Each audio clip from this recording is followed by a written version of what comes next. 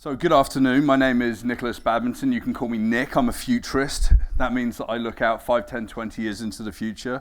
I'm like a strategist on steroids. Secretly, I'm actually a certified technical architect, spent many years working in large data infrastructure analytics. I spent my time at university in applied psychology, computing, artificial intelligence, neural networks, and linguistics, and really trying to work out whether grammar truly existed or not. It was interesting times. It was the 90s. AI and machine learning wasn't really anything at that point in time. But today, I come and I speak to many, many audiences. I've spoken to over 300 conferences in the last 5 years. Many amazing people. I love coming and sitting at the conferences for the day before my keynotes because I get to soak in what the day is about, what your profession's about. And I've also been rewriting my keynote to really dial in some messages that we've already heard. But today, my keynote's called Networked. And the idea of being a giver, someone that actually provides knowledge and provides your services and connects together, is really important in the cybersecurity world. You know, we don't often all get in the same room at the same time. So when we do, it's an incredibly valuable experience. I think that network is a theme that's going to run throughout my presentation. But how did I become a futurist? Well, when I was 8 years old, my father bought me this book. It's the Osborne Book of the Future. And within that, there's fantastical ideas about how we're going to transform our lives up until the year 2020 and beyond. And then thinking about, you know, living on the moon and Mars and how robots are going to be in our lives. And it's pretty fantastical. Everyone from Raytheon and Arthur C. Clarke and IBM and Boeing and all these companies came together to imagine what that future's about. And my presentation today is going to be a little bit about imagining that future and what if the world was different. It's also going to root us in what I see happening today, or what I call the signals of change. But I want you to keep that phrase, what if, in the top of your mind. And just think, what if our world was different? What if in 5 years' time, a certain part of our lives was going to change technologically? And what if that changes the landscape of what we have to provide as cybersecurity experts? So I always start off by talking about how we got to today. You know, what if we compute the revolution? You know, when the Industrial Revolution started, there's 3 dimensions to how Industrial Revolutions accelerated. You know, communications, energy, transportation. Back in the day, it was steam and coal and the printing press, and today we're in a whole new world where computers are the backbone of what we do. But how quickly can change come? And I like to pull out this example of how the Industrial Revolution suddenly really create acceleration of change across those dimensions. This is a picture from 1900 in New York City. Can you see where the car is in this picture? Here's the car. 13 years later, can you see where the horse is? Back in the day, they thought that you just needed more horses. You didn't need more horsepower in the shape of a vehicle. But the Industrial Revolution, Henry Ford and the Ford Motor Company and other motor companies were out there to completely change the landscape. It made sense. We wanted to accelerate society, accelerated business and GDP and urban growth, the ability to travel around the world. And then obviously into the late 60s, and we landed a man on the moon. And at exactly the same time, around about 68, 69, maybe just a little bit before landing a man on the moon, this guy Douglas Engelbart was down in Stanford developing the world's first personal computer. A lot of the computer companies back in the day, you know, had computers that were the size of like half of this room. And they were saying, no one's going to have a personal computer. We can't see that future. Douglas Engelbart invented the mouse. He invented desktop publishing, video conferencing, hyperlinking in 1968, 1969. He was prophetic, and he was a futurist. And this is what we can be today, is start to look at the technologies we've got laying out in front of us and reimagining how that's going to shape our society. And around about the same time, it was an exciting time, ARPANET was there, the early days of the internet. Basically being able to protect against any center that we need to communicate with against like nuclear attack. So we can still, through the network, find a way to speak to the people that we need to speak to, unless one of those hubs is actually destroyed. So these technologies, everything from the space race through to personal computing and the internet, has really been the backbone of how we've gotten to today. And you know, in the early 90s, and I got onto the internet in 1993 in the Internet Club in Bournemouth University. It was particularly sexy. It was a green screen dialing into a Norwegian university to look at their catalogues. Within a couple of years, you know, Flash had come out and websites were interesting, and bands like Radiohead and Massive Attack were doing really cool things, and you had really rudimentary and very simple websites out there, GIFs, that are still prevalent today, which is super interesting as a phenomenon. But you know, time was saying it was going to change everything. I don't think we truly understood how the internet was going to truly change the world. But over time, we've seen the internet proliferate, and everyone has basically got access to it. Certainly in the Western world, about 3.54 billion people in the world have got access to the internet. But these cables that run under the sea and under the ground that transfer the data for us are sort of being liberated in the new world of mobile.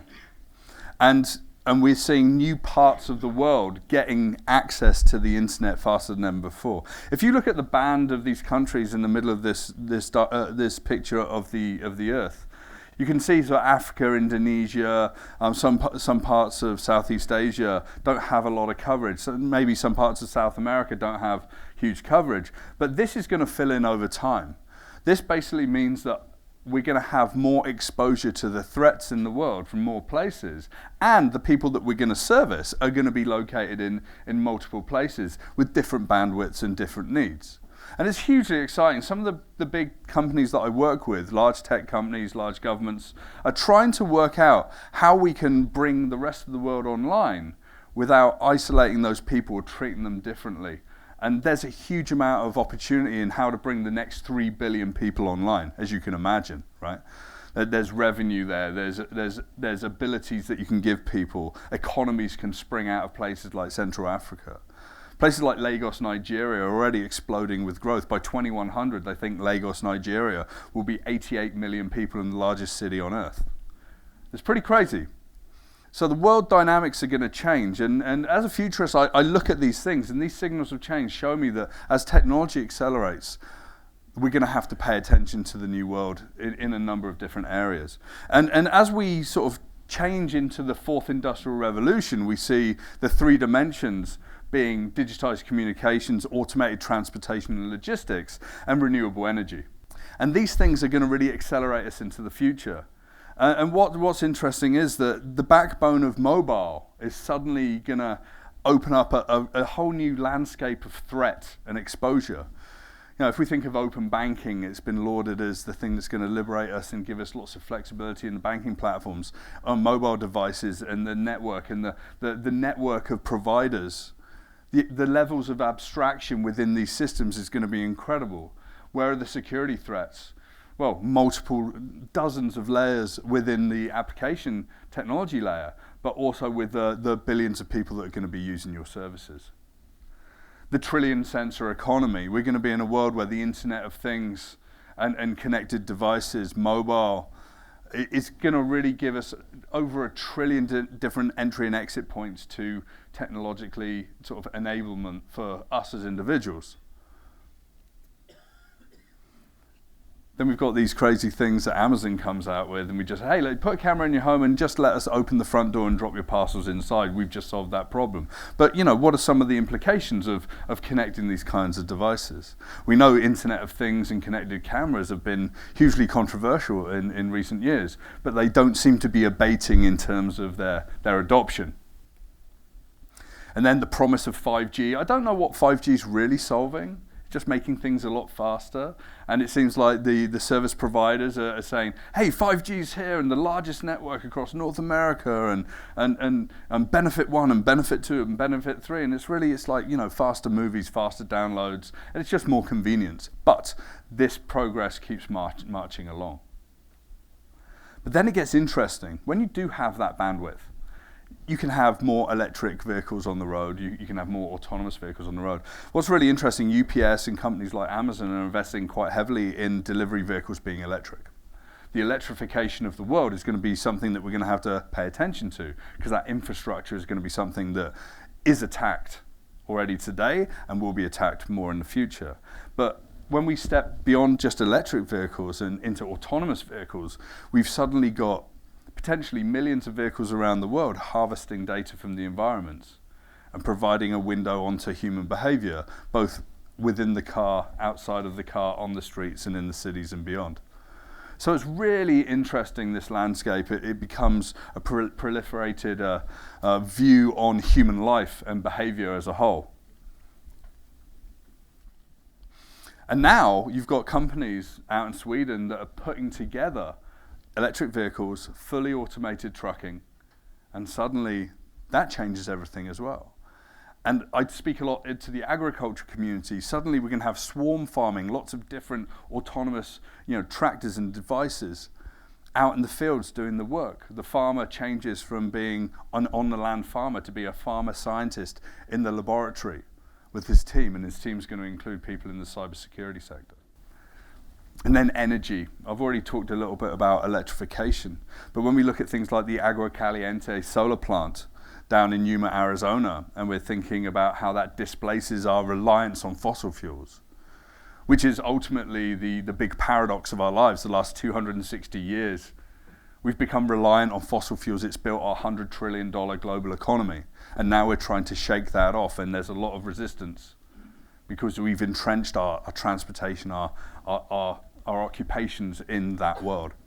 But these large solar projects are going to suddenly liberate us from the needs to do business with oil companies, which are fundamentally corrupt in today's age.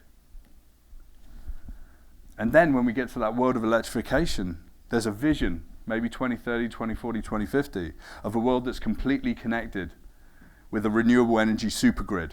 Now, these supergrids are starting to pop up in terms of pilots out in Asia. There's the Asian supergrid. There's the North Sea supergrid as well that's connecting Europe and the UK, Scotland, and a number of different areas. And they're trying to work out, how can we generate energy? Can we transfer that in real time? How can we drive down that cost per kilowatt hour?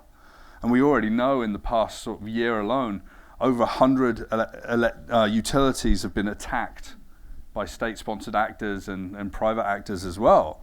And this kind of infrastructure, to me, is like the risk of a future of the electricity internet.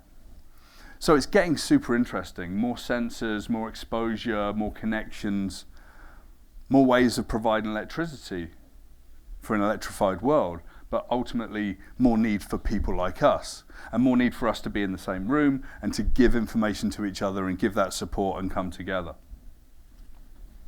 And then beyond that, the space industry is incredibly exciting. I was in San Francisco a couple of Christmases ago, and I was having Christmas dinner, and I was a bit of a Christmas orphan down there. And I was sat around a table with 20 people in this like community house in San Francisco, in Haight-Ashbury area.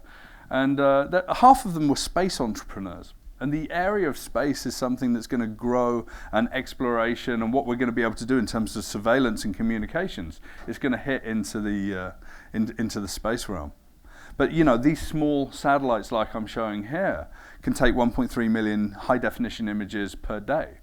And you can use them for all sorts of intelligence, right? So the intelligence community is already on this. What can it do for us in cybersecurity? How can these add a level of protection? How can it add a level of threat as well? And we've all seen SpaceX and what it's been able to do. Landing rockets for the first time, reusable rockets, the ability to send multiple space flights with cargo up into the atmosphere in a month, right? And over time, we're going to see this suborbital city-to-city transportation take place as well.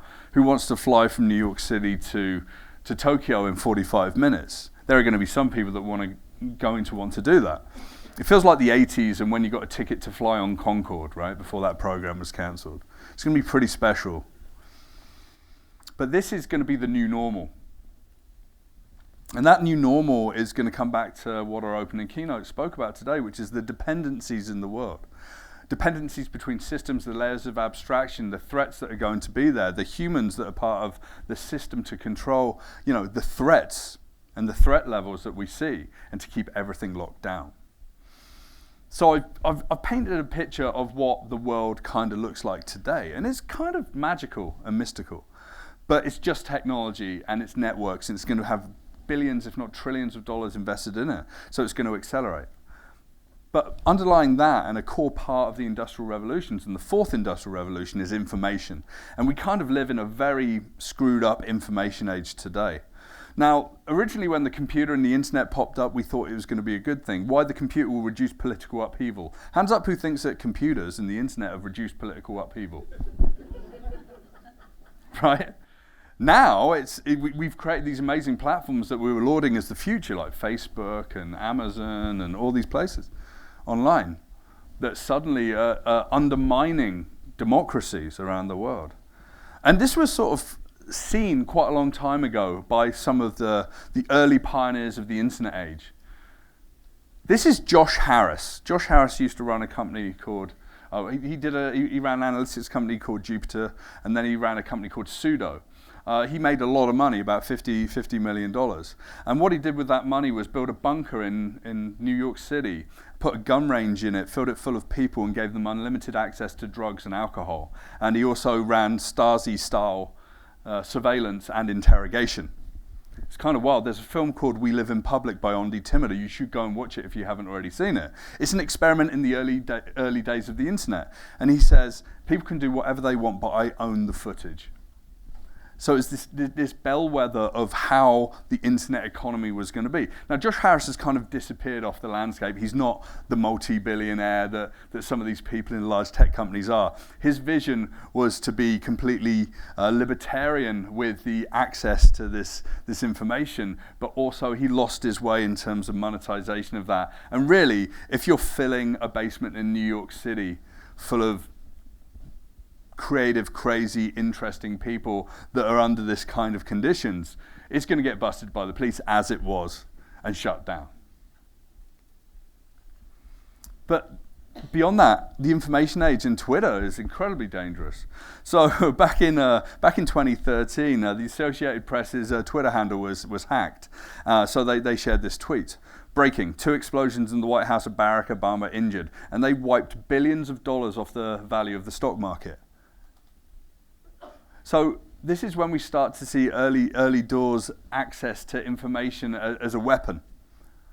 And I think it's really interesting to think about that. And now we've got fake news in a landscape, and we don't quite know exactly who to trust or what to trust. And when I go through and build these presentations and I try and find research, I don't just find it from anywhere. I try to go back to the sources. I try and verify that. I spend about 100 hours on each keynote to make sure that I'm not just talking about false sources. But this new fake news network that exists is something that we need to be aware of. We can't necessarily control it. The flow of information, the perception, the cultural effect that it has on things like democracy and the election process is something that we need to be aware of in the cybersecurity industry. And really the thing that's got behind the acceleration of information, and the thing that probably causes us the most headaches, is mobile technology. In the past sort of 12 years or so, we've gone from having very few smartphones in the world to about 6 billion smartphones globally. That's more access to smartphone and to mobile technology than people have got access to clean running water. Where are the priorities in life? It's interesting to me to see, the value. If you've got access to a smartphone, you've got access to the ability to speak to people, do your banking, build your business, and ultimately become multimillionaire. But with that mobile phone, I think one of the biggest things that's accelerated the change in information has been social media. Now, I left Facebook quite a long time ago because I didn't like the idea of it being what it is, a surveillance engine. But I kind of like how they start thinking about their emojis. You remember it went from one like button to like, love, haha, wow, sad, angry. It's literally like it's like a life cycle of a relationship, right? I like you, I love you, you make me laugh. Wow, you did what? Oh my God, you make me so sad. Now I'm mad, now that you're gone, right? And it's done on purpose to amplify who we are in humanity, and it's come back to bite people like Mark Zuckerberg and Sheryl Sandberg very, very hard. As a company, it's still going to have a lot of value. As a company, they need to rethink how they connect the world. But then artificial intelligence has been a promise since the 1950s. In the 1990s, IBM's computer beat Gary Kasparov. Here in this picture, you can see he's thrilled.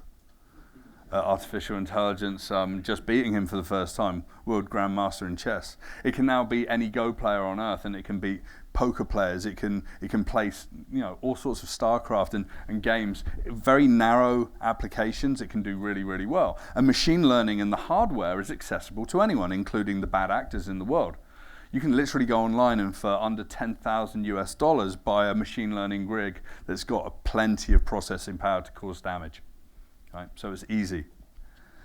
And with that power, what's happening with information? Well, let's see what Barack Obama has to say. We're entering an era in which our enemies can make it look like anyone is saying anything at any point in time, even if they would never say those things.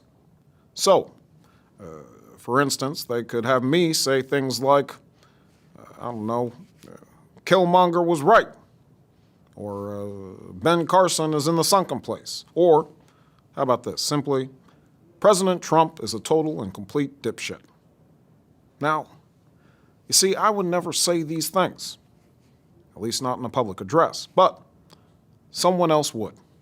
Someone like Jordan Peele. This is a dangerous time. Moving forward, we need to be more vigilant with what we trust from the internet.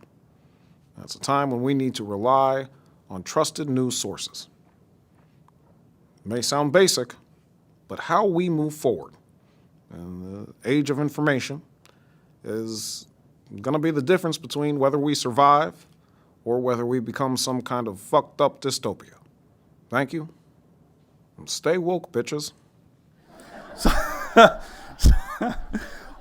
As I was watching it, I was like, I should have cut this a little shorter, but you get the idea, right? Deep fakes, and that was from a couple of years ago, and they're getting smarter and smarter. People aren't necessarily going to be real on the internet. And one of the most absolutely terrifying things that I think I talk about today in terms of cybersecurity and psychological health in the social media realm is TikTok. Has anyone used TikTok in the room? Right. I want you to leave after this keynote and install TikTok. You don't need to create an account. And just spend an hour or 5, like I did when I first installed it, just wondering what the hell is happening to the world. 1.65 billion downloads of this application that originated out of China. Most of its growth was in the last year. And I was actually chatting to a friend who's a school teacher, and she was telling me, she goes, in the playgrounds at lunchtime and after school, there's these kids and they're doing dance routines and all that. And she went up to them and said, "What are you doing?" They go, "We're practicing." Practicing for what? For TikTok. Practicing for that 10, 15 seconds of instant internet fame. So people spent about 68 billion minutes on TikTok last year.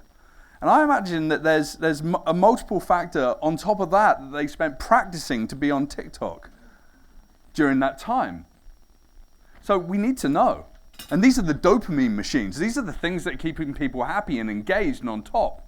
How are we dealing with that? It's psychological warfare, right? An application downloaded 1.65 billion times from a company in China. And then beyond social media, the new promise is suddenly, the smartphones are going to disappear and we're going to suddenly have headsets, maybe not as big as this Magic Leap headset I'm showing you, but maybe just simple glasses that deliver information directly to your eyes. And this dystopian, interesting world could become a completely overwhelming place. Now, I'm going to share with you a short video, or part of a short video from a guy called Keiichi Matsuda. He's a designer out of the UK. And this is a video called Hyperreality. Estoy presente ahora. Me amo. Estoy libre de mi ira. Estoy libre de mi tristeza. El amor es mi tristeza.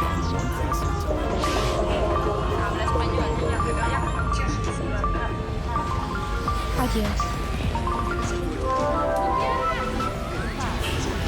Olá, eu sou Maria.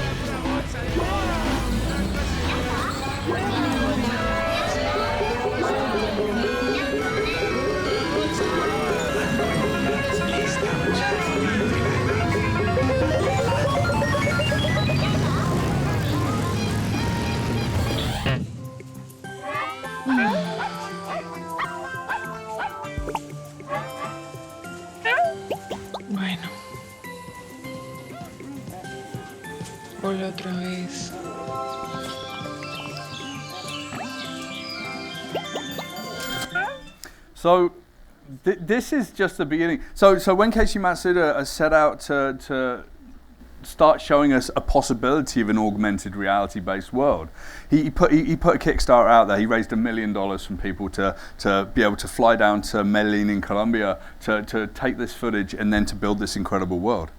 Now, are we suddenly going to be thrust into this world of complete, overwhelming information? It's likely.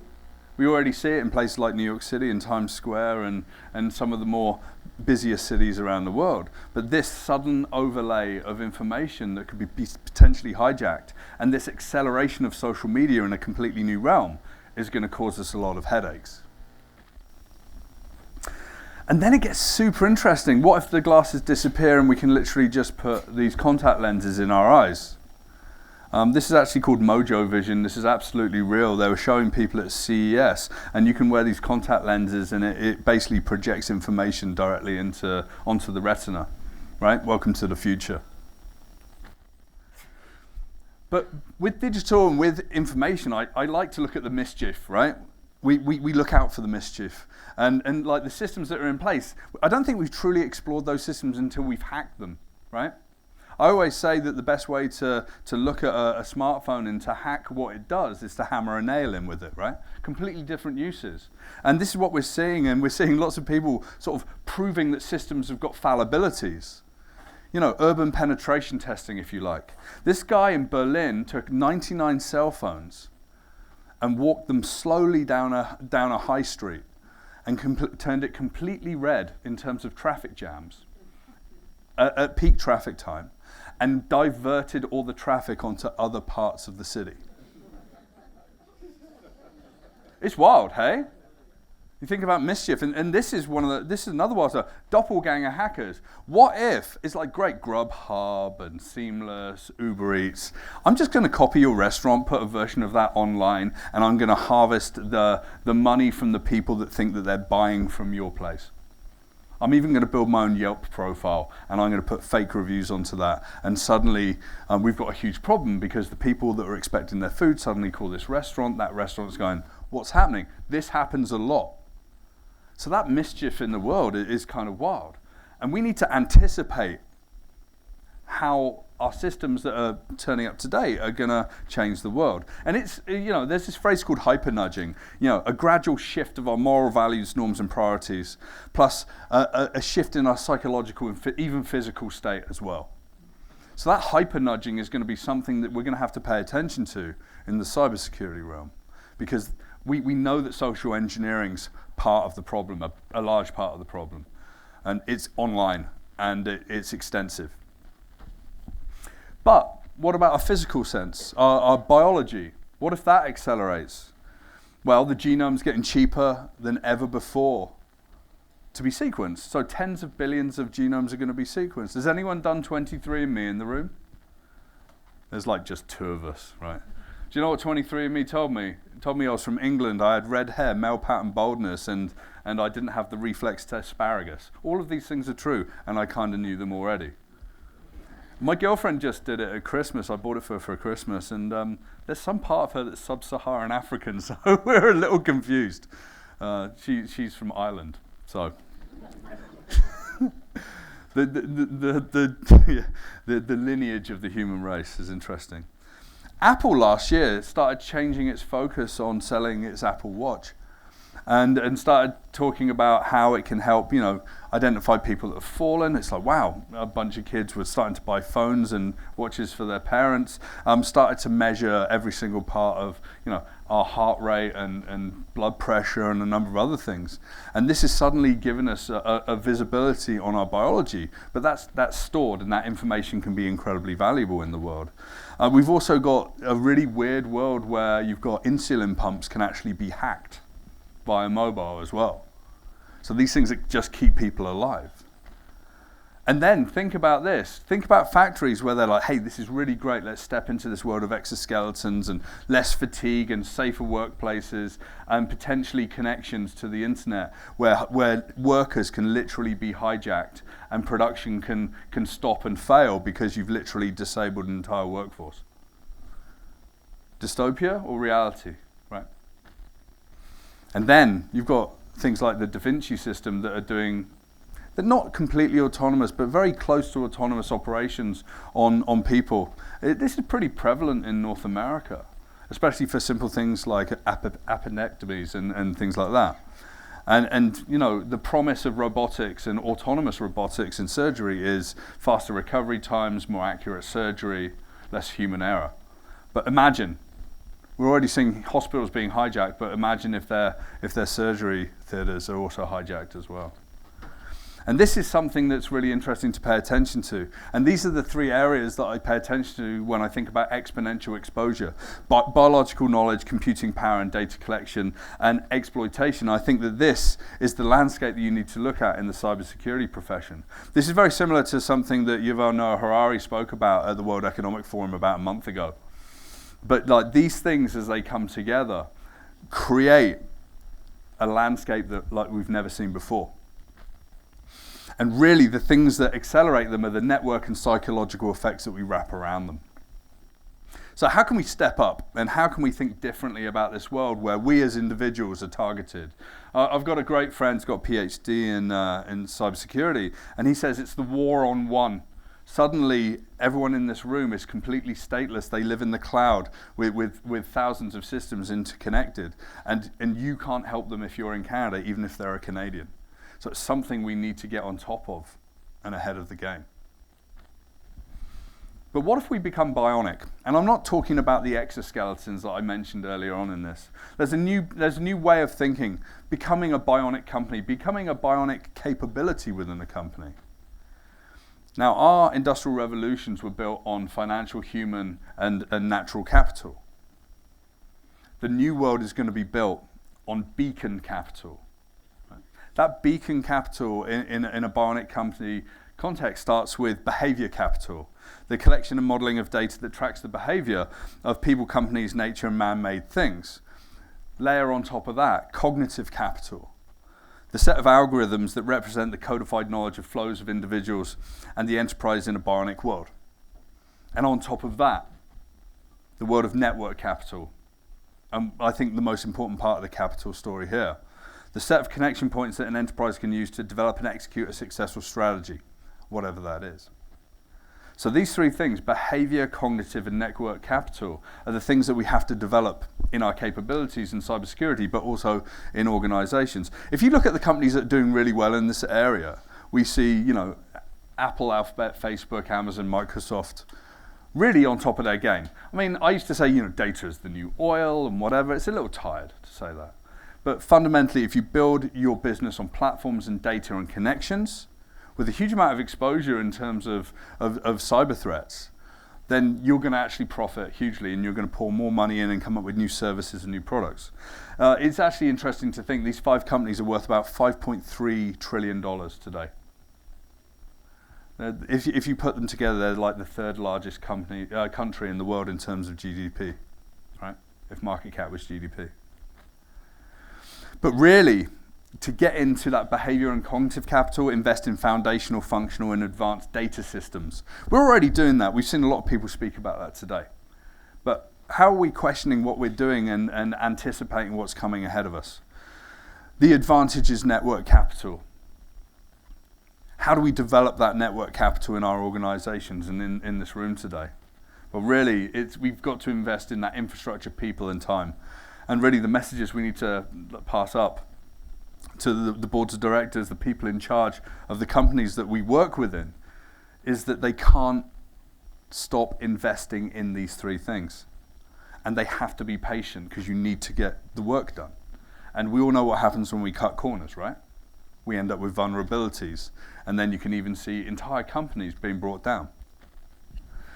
But what does the modern cybersecurity team look like? Maybe it's got computer scientists with data scientists. Maybe hackers, both good and bad, can be part of the mix as well. And growth marketing and psychology, maybe even futurists are part of that modern capability. Where are the gaps in your organization right now? Because the landscape has completely changed with that biology, computer, and data interdependency and that exponential exposure.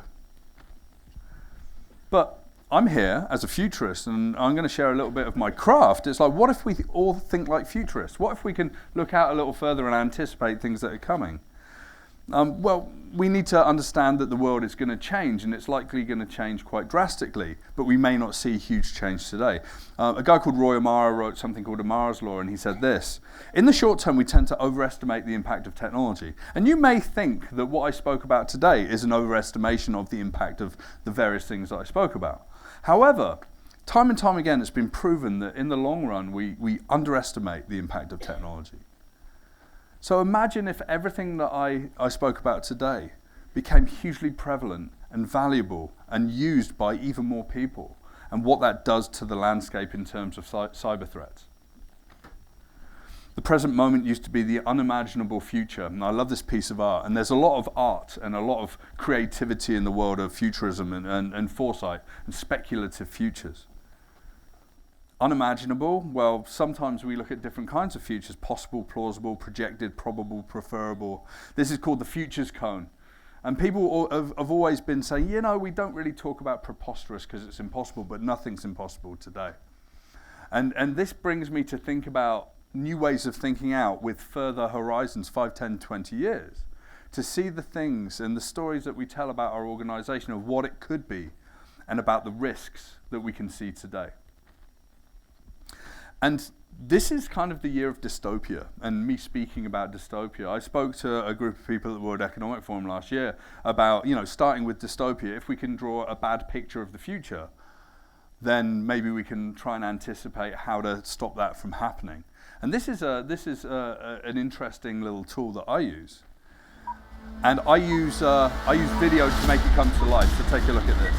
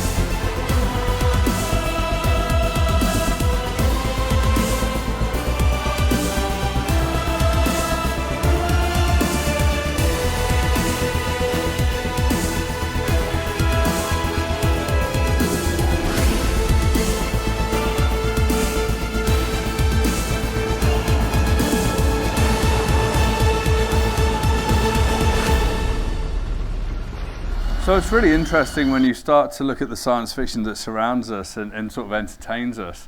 And we can't take everything in that video as being verbatim. There's probably a bunch of movies you've seen before. The classics of modern sci-fi that causes everyone to be like, when's Terminator coming, and like, will AI destroy humanity? Will there be bias based on genetics, like Gattaca? So I use these as tools to go into organizations and to think, what if the world was going to be completely different, and what is that going to do to our occupations today? And there's this very simple exercise that I share with companies, and it's this. We can build hypothetical scenarios. What if in a future year, solutions X, Y, and Z are deployed and then this outcome happens? What if in 2025, 7 billion people start using TikTok? Then there's mass psychosis in the media and democracy dies. Now it's kind of a little bit far out there, a little bit dystopian. It's unlikely to happen. But start asking these questions and you start questioning where we are today and what we're really putting in place, and how we're educating people and informing them, and how our network comes together to have that stance.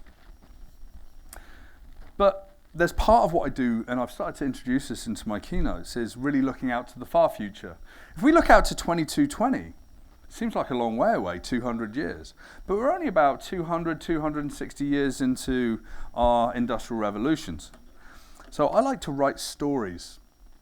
And I've written a story just for you in this audience. No one's heard this before.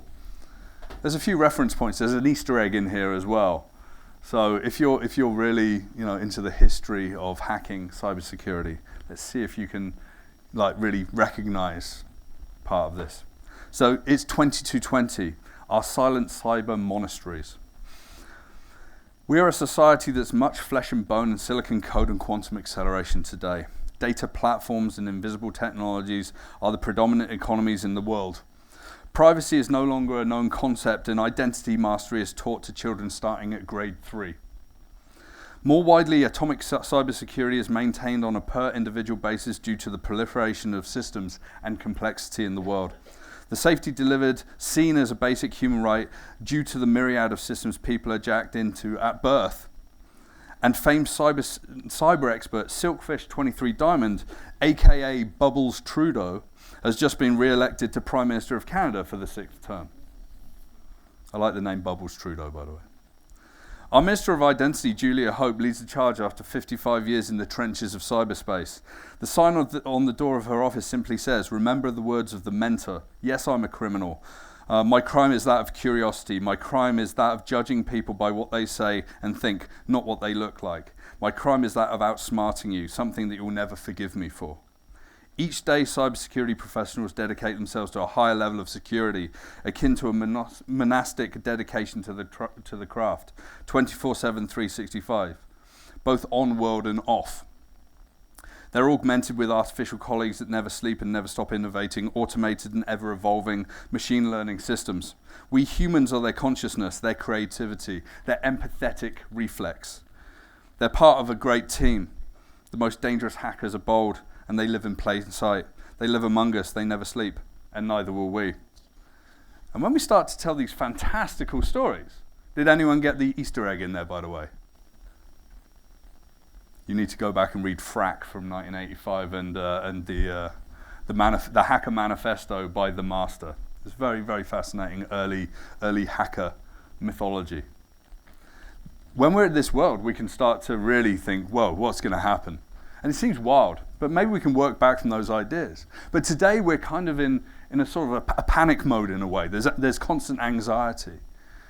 The Bulletin of Atomic Scientists recently set their clock to 100 seconds to midnight. Our nuclear threat, our cybersecurity threat has never been so great as it is today. And the only thing we can do is get together.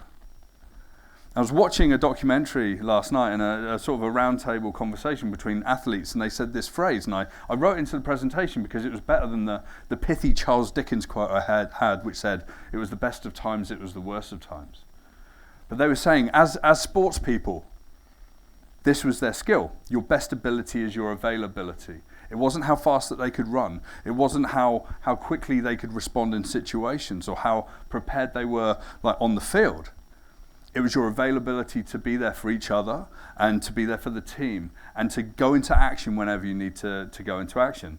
So I think that epitomizes what I'm talking about today, about what it means to be a giver and what it means to be in the cybersecurity industry.